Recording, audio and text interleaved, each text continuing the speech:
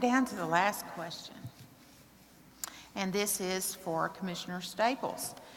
And I'm glad that you all sort of segued on that question into what the responsibilities are and what your governing philosophy would be. So Commissioner Staples, I want you to outline what your governing philosophy would be and take these points into reflection as you answer this. Think back to what I said about the state of Texas being 11th in the nation for dependency on the federal government to balance our budget. That is from the tax foundation. That's not Joanne Fleming. That's the tax foundation. It's easy to find. Dependence on the federal government. How would you work to make Texas strong? What would you do about committee appointments? How will you drive your agenda? And will you be a full-time lieutenant governor? I will absolutely be a full-time lieutenant governor. I will push back against a federal government that tries to encroach on our state's rights. We have a culture of dependency that's not only captured our state government, it's captured our nation today, a sense of entitlement. 56% of the children that are born in Texas, the births are paid for through Medicaid today. An alarming statistic. As Lieutenant Governor, I would oppose the expansion of Medicaid in our state. Where that has occurred, that has only not solved any problems, it's only not made them better in any manner. As Lieutenant Governor, I would bring in agency heads to my office and ask them two questions. One is what you're doing a legitimate state function? And then two, if the answer is yes, can it be done in a better, more efficient way? As Commissioner of Agriculture, I've worked with the legislature to abolish agencies. We've moved those to my department where we've delivered them at lower cost and with fewer number of employees because that's the way that conservatives are supposed to govern.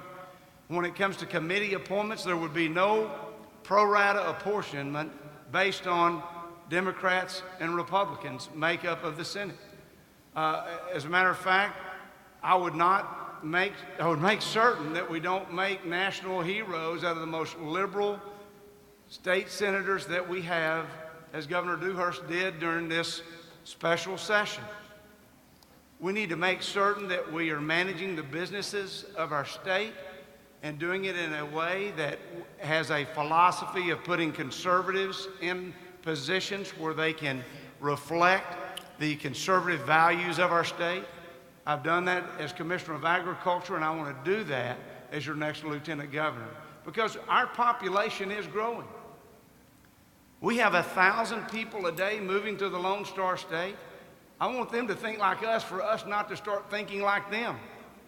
And we have to reject and oppose this insatiable appetite for spending that has captured our nation to where they cannot operate without deficit spending. That's not the Texas way, and we must reject that at every opportunity that we have. And thanks to you, we'll be able to do that. Okay. Thank you. Mr. Patterson, Commissioner Patterson, would you like to ask Commissioner Staples a question about how he described his governing philosophy if he would be elected Lieutenant Governor, and you feel free to interject there what you would do that would be opposed to what he said.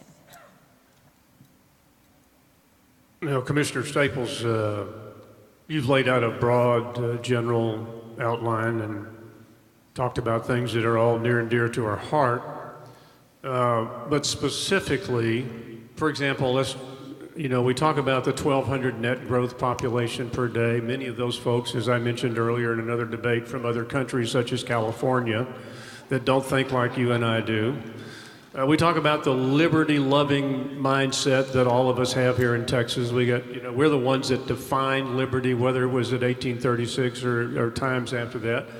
But how specifically are we going to address, and you might add, such things as water?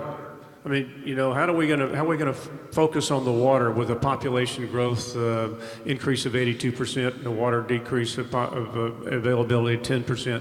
What are we going to do about groundwater? What are we going to do about interbasin transfers? What are we going to do about desalination? How are we going to conserve?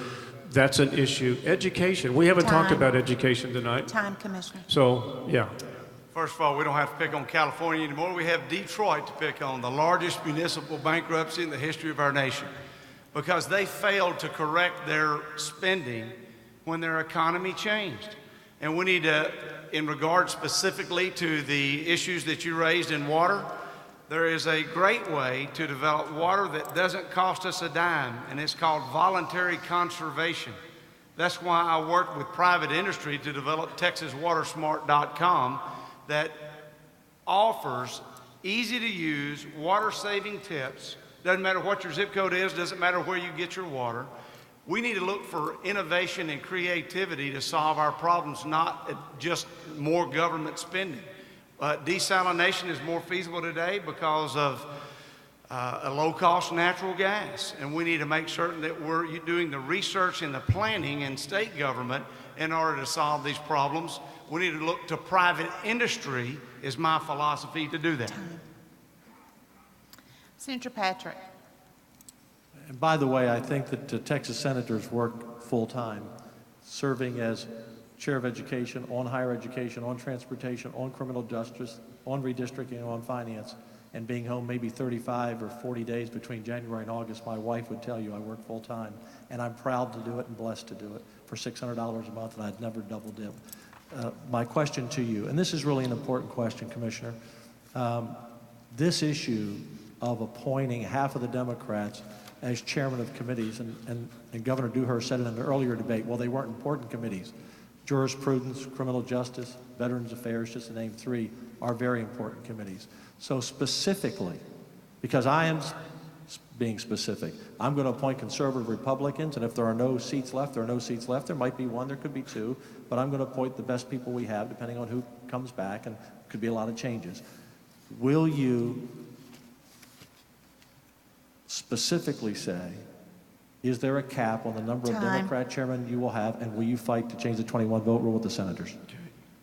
The other night in Plano, Dan, you said that you knew who you'd appoint as committee chair from day one. Right. And you're changing that tonight, saying you have to wait and see what the makeup of the Senate is. So I just want to clarify what I know your who the key position is. people are. I'm just saying there are new people coming in. Right, but that's just different than what you said the other day. So I think it's important. I think it's important when you think about electing people to office is to make certain that they govern the way they campaign. I really do. In campaigning for the state senate, which you do work hard at and you spend a lot of time in, you said you wanted to end legislative pensions, but yet you did vote for increasing that pension. That is a difference in campaigning one way and in governing another. And these issues are real. Specifically, I will appoint committee chairs not based on proration, based on their ability to pass a conservative agenda with no excuses and not saying I couldn't get something passed because it went to the wrong committee. That dog won't hunt in my administration. And am I allowed my 1 minute to respond? No. I'm not? No. I thought everyone else was able to respond. No. I said we're in the lightning round here. All right, hey, you're in charge. I'll follow your instructions. That would be true, Senator. Yeah, it would be. So, Lieutenant Governor Dewhurst, would you like to weigh in on asking Commissioner Staples a question about the way he laid out his governing philosophy, and I would suppose it'd be important to outline what your differences would be if you were elected to another term? You know, Commissioner, over the last several sessions in the Senate, we've been able to reduce the amount of federal dollars we've received. We reduced Medicaid programs with a federal match. When I was land commissioner, first day, I cut our workforce 16%, I cut our budget 20%, turned back money, cut taxes 54 times.